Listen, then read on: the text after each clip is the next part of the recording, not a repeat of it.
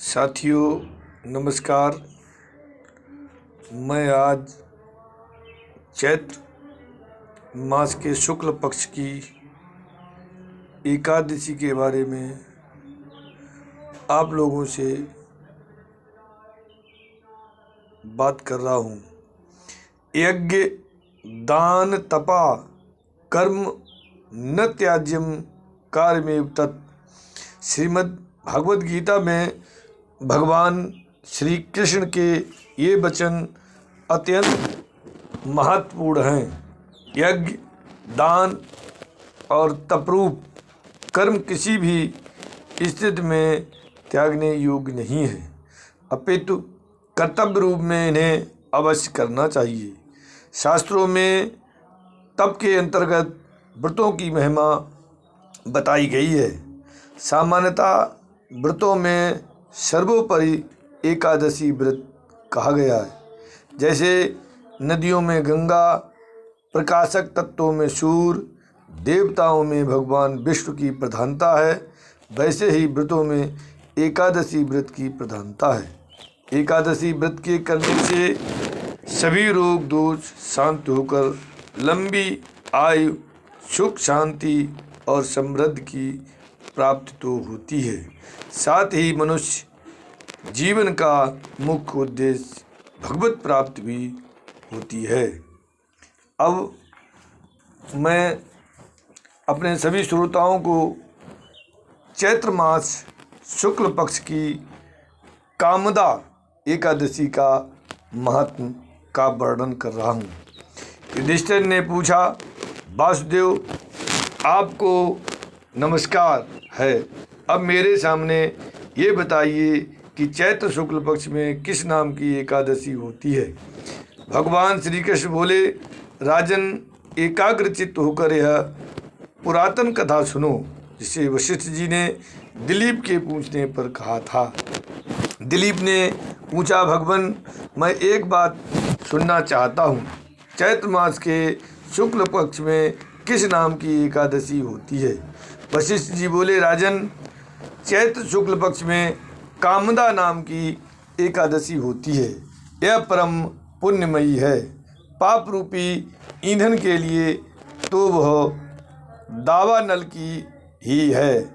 प्राचीन काल की बात है, नागपुर नाम का एक सुंदर नगर था, जहाँ सोने के महल बने हुए थे। उस नगर में पुंडरीक आदि महाभयंकर नाग निवास करते थे। पुंडरीक नाम का नाग उन दिनों वहाँ राज्य करता था। गंधर्व, किन्नर और अप्सराएं भी उस नगरी का सेवन करती थीं। वहाँ एक श्रेष्ठ अप्सरा थी जिसका नाम ललिता था। उसके साथ ललिता नाम वाला गंधर्व भी था। ललित नाम वाला गंधर्व भी था। वे दोनों पति पत्नी के रूप में रहते थे। दोनों ही परस्पर काम से पीड़ित रहा करते थे। ललिता के हृदय में सदा पति की ही मूर्ति बसी रहती थी और ललित के हृदय में सुंदरी ललिता का नित्य निवास था। एक दिन की बात है, नागराज पुंडरीक राजसभा में बैठकर मनोरंजन कर रहा था। उस समय ललित का गान हो रहा था, किंतु उसके साथ उसकी प्यारी ललिता नहीं थी। गाते गाते उसे ललिता का स्मरण हो गया, अतः उसके पैरों की गति रुक गई और जीभ लड़खड़ाने लगी। नागों में श्रेष्ठ कारकोटक को ललित के मन का संताप ज्ञात हो गया, अतः उसने राजा पुंडरीक को उसके पैरों की गति रुकने एवं गान में त्रुटि होने की बात बता दी। कारकोटक की बात सुनकर नागराज पुंडरीक की आंखें क्रोध से लाल हो गईं। उसने गाते हुए कामातुर ललित को शाप दिया कि दुर्बुद्धे, तू मेरे सामने गान करते समय भी पत्नी के वशीभूत हो गया है, इसलिए राक्षस हो जा। महाराज पुंडरीक के इतना कहते ही वो गंधर्व राक्षस हो गया। भयंकर मुख, विकराल आंखें और देखने मात्र से भय उपजाने वाला रूप, ऐसा राक्षस होकर वो कर्म का फल भोगने लगा। ललिता अपने पति की विकराल आकृति देख मन ही मन बहुत चिंतित हुई। भारी दुख से कष्ट पाने लगी। सोचने लगी, क्या करूं, कहाँ जाऊं, मेरे पति पाप से कष्ट पा रहे हैं। वो रोती हुई घने जंगल में पति के पीछे पीछे घूमने लगी।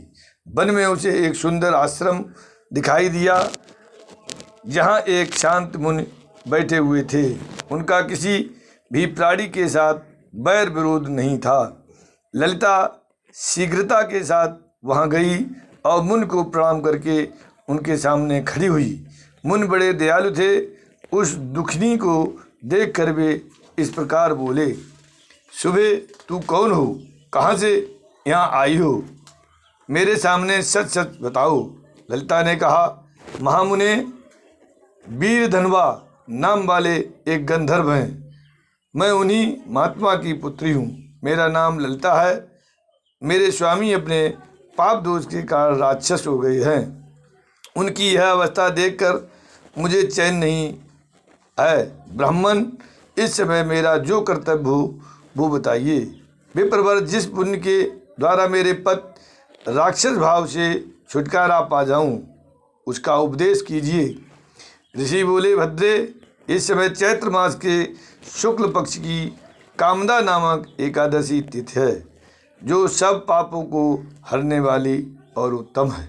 तुम उसी का विधि पूर्वक व्रत करो और इस व्रत का जो पुण्य हो उसे अपने स्वामी को दे डालो।